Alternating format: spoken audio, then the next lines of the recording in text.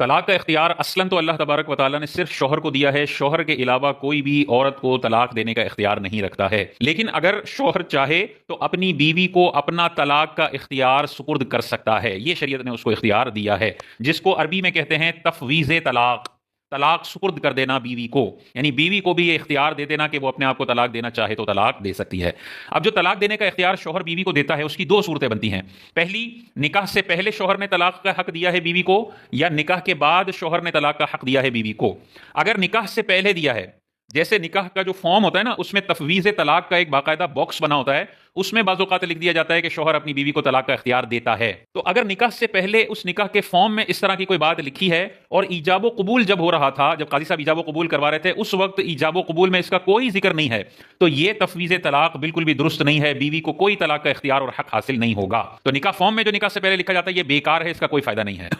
دوسرا یہ ہے کہ نکاح سے پہلے اگر بیوی کو یا لڑکی کو طلاق کا اختیار دینا ہے تو اس کا طریقہ یہ ہوتا ہے کہ ایجاب لڑکی یا لڑکی کی وکیل کی طرف سے ہو، اور وہ اس ایجاب کے اندر طلاق کی تفویض کی شرط رکھ دے۔ یعنی وہ کیا جملہ بولے؟ وہ یہ جملہ بولے، جیسے قاضی صاحب ہیں، وہ اپنی موکلہ کا نکاح پڑھا رہے ہیں، مثال کے طور پر اس لڑکی کا نام ہے زینب، جس کا نکاح قاضی صاحب پڑھا رہے ہیں، تو قاضی صاحب ایجاب کرتے ہوئے یہ کہیں گے کہ کیا آپ میری موکلہ زینب بنت عبد الغفار کا نکاح اپنے ساتھ اتنے حق مہر کے عوض میں اس شرط پر قبول کرتے ہیں کہ آپ نے اپنی بیوی کو طلاق کا اختیار بھی دیا ہے، 3 طلاقوں کا اختیار دیا ہے، یا 2 طلاقوں کا اختیار دیا ہے، یا 1 طلاق کا اختیار دیا ہے، اور سامنے دولہا بیٹھا اور وہ کہے میں نے قبول کیا،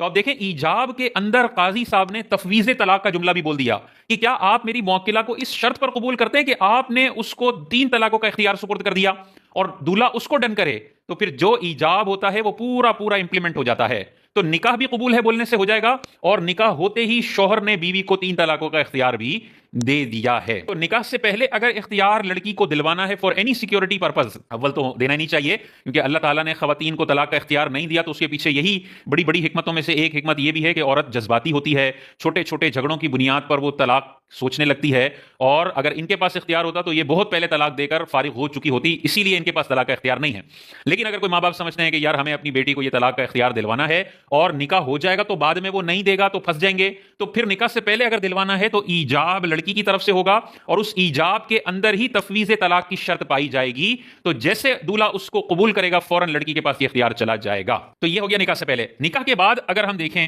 نکاح ہو گیا اور اب شوہر اپنی بیوی کو طلاق کا اختیار دینا چاہتا ہے، تو وہ جو جملہ بولے گا وہ یہ بولے گا کہ میں آپ کو اختیار دیتا ہوں کہ آپ اپنے آپ کو طلاق دے دیں۔ تو اگر 1 طلاق کا اختیار دینے کا جملہ بولتا ہے تو 1 طلاق کا اختیار بیوی کو چلا جائے گا، 2 طلاقوں کا اختیار دیتا ہے تو 2 کا چلا جائے گا، اور اگر یہ کہتا ہے میں آپ کو 3 طلاقوں کا اختیار دیتا ہوں، اپنے آپ کو طلاق دینا چاہیں تو 3 طلاقیں دے دیں، تو 3 طلاقوں کا اختیار بیوی کے پاس چلا جائے گا اگر نکاح کے بعد شوہر اپنی زبان سے یہ جملہ نکالتا ہے۔ اب یہ اختیار رہے گا کب تک بیوی کے پاس؟ کیا یہ ایکسپائری ڈیٹ اس کی کوئی ہے یا یہ ہمیشہ چلے گا؟ تو دیکھیں، اگر اس نے ایسا جملہ بولا ہے جس میں کوئی ابدی والے الفاظ نہیں ہیں، بس شوہر نے کہا میں، جیسے بیوی کہہ رہی ہے مجھے طلاق دے دو، مجھے طلاق دے دو، مجھے طلاق دے دو، جواب میں شوہر طلاق نہیں دیتا، جواب میں شوہر کہتا ہے میں تمہیں اختیار دیتا ہوں، تم چاہو تو اپنے آپ کو طلاق دے دو، تو اس نے بیوی کو طلاق کا حق ٹرانسفر کر دیا۔ اب اس کے اندر ہمیشگی والے الفاظ نہیں ہیں کہ تم جب چاہو اپنے آپ کو طلاق دے دو، یہ الفاظ نہیں ہیں، تو پھر وہ والا جو حق ہے وہ اسی مجلس تک قائم رہے گا۔ یہ جو بیٹھک لگی ہوئی ہے اس بیٹھک تک قائم رہے گا، جیسے بیٹھک چینج ہوگی، مجلس ختم ہوگی، دوسری مجلس آ جائے گی، بیوی کا طلاق دینے کا اختیار ختم ہو جائے گا۔ مثال کے طور پہ شوہر نے غصے میں بیوی کو کہا میں تمہیں اختیار دیتا ہوں، تم اپنے آپ کو 3 طلاقیں دے دو، وہ وہیں بیٹھی ہوئی تھی اور اس نے فوراً کہا میں نے اپنے آپ کو 3 طلاقیں دیں، تو 3 طلاقیں پڑ جائیں گی۔ لیکن مثال کے طور پہ شوہر نے یہ جملہ بولا اور وہ غصے میں چلی گئی وہاں سے، اور جانے کے بعد 5 منٹ کے بعد مجلس بدل گئی ہے، جیسے ہی اٹھ کے وہ چلنا شروع کرے گی کمرے میں چلی جائے گی، مجلس بدل گئی، اب وہاں 5 منٹ کے بعد وہ کہتی ہے اب میں اس اختیار کو یوٹیلائز کرتی ہوں اور میں 3 طلاق دیتی ہوں، اب طلاق کا اختیار ختم ہو گیا، کیونکہ وہ جسٹ اسی مجلس کے لیے تھا جس مجلس نے ان میں بیوی نے یہ جملے اس کے سنے تھے، مجلس ختم ہو گئی، طلاق کا اختیار ختم ہو گیا۔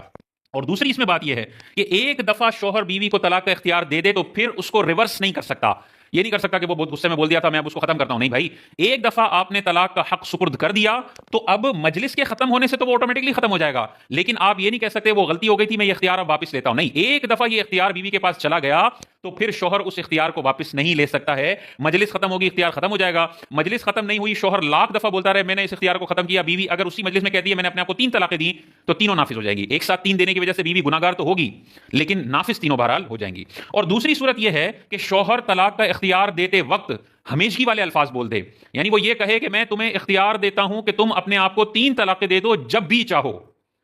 अब ये जब भी चाहो उसने बोल दिया, जिस दिन भी तुम चाहो अपने आप को 3 तलाकें दे दो, तो अब हमेशा के लिए बीवी के पास 3 तलाकों का इख्तियार चला गया। और एक दफा ये इख्तियार शौहर ने दे दिया तो अब इसको रिवर्स नहीं कर सकता। वो ये नहीं बोल सकता कि मैं इस इख्तियार को वापस करता हूं, नहीं। अब शौहर के पास भी इख्तियार है, वो अपनी बीवी को चाहे तो तलाक दे दे, और बीवी के पास भी अपने पास भी इख्तियार है कि वो अपने आप को तलाक दे सकती है। जब भी बीवी कहेगी कि मैं इस इख्तियार को यूटिलाइज करते हुए अपने आप को तलाक देती हूं, तलाक पड़ जाएगी। शौहर की रजामंदी या शौहर से तलाक बुलवाने की कोई जरूरत नहीं है। निकाह से पहले भी ईजाब करते वक्त अगर ये जुमला बोल दिया जाए कि आप मेरी मुअक्किला ज़ैनब बिनते अब्दुल गफ्फार को अपने निकाह में इस शर्त पर कबूल करते हैं कि उसको 3 तलाकों का इख्तियार हमेशा हमेशा के लिए होगा, जब वो चाहे अपने आप को 3 तलाकें दे सकती है। अगर हमेशगी के लफ्जों के साथ ईजाब हुआ और शौहर ने उसको कबूल कर लिया तो निकाह जैसे कबूल है बोलेगा निकाह हो जाएगा, अगर 2 गवाह उसी मजलिस में सुनने वाले हैं। लेकिन निकाह के साथ साथ बीवी के पास हमेशा के लिए 3 तलाकों का इख्तियार हो जाएगा। अब जब भी बीवी चाहे तो अपने आप को तलाक दे सकती है। तो हमेशगी वाले अल्फाज नहीं है तो उसी मजलिस में खत्म हो जाएगा। मजलिस कैसे खत्म होती है? बीवी बैठी हुई है,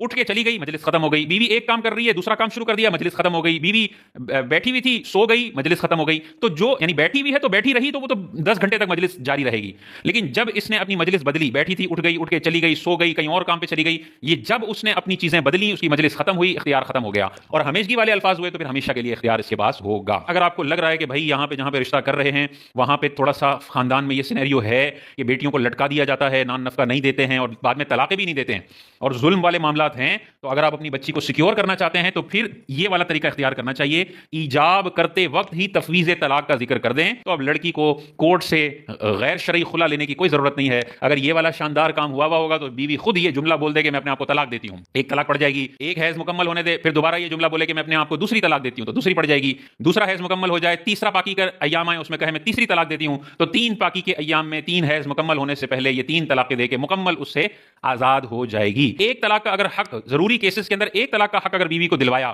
और वो भी तलाक रजई है, लफ्ज़ तलाक से तलाक देने का हक दिलवाया, तो उसमें मसला यह है कि जैसे बीवी तलाक देगी शौहर को रुजू का हक हासिल है एक तरफा, तो शौहर फौरन रुजू कर लेगा एक तरफा, बीवी का उसमें रोल नहीं होता, एक तरफा रुजू हो जाता है, दोनों मियां बीवी हो जाएंगे दोबारा। शौहर से भी ये जुमला बोल दे मैं तो तुमसे रुजू करता हूं, या मियां बीवी वाले मामला कर दे ये दोबारा से मियां बीवी हो जाएंगे। तो अब अगर सिर्फ एक इख्तियार दिलवाया तो बकिया 2 के लिए अब भी वो पहले शौहर की मोहताज है कि वो तलाक दे, तो वो तो देगा नहीं। अगर वो जुल्म कर रहा है, वो लटका के रखा हुआ है, वो तलाक देने की तरफ आ ही नहीं रहा, तो फिर जिस मकसद के लिए ये तफवीज़ तलाक का हक दिलवाया था वो मकसद फौत हो जाएगा। तो ध्यान से, समझ से ये इख्तियार बहुत जरूरी अगर हो, आप फील कर रहे हैं, आपका सिक्स सेंस कह रहा है कि आगे जाके बच्ची को तकलीफ हो सकती है तो दिलवाएं, वरना अगर इस तरह की कोई नौबत नहीं है तो फिर नहीं दिलवाएं तो उसी में ही बेहतरीन।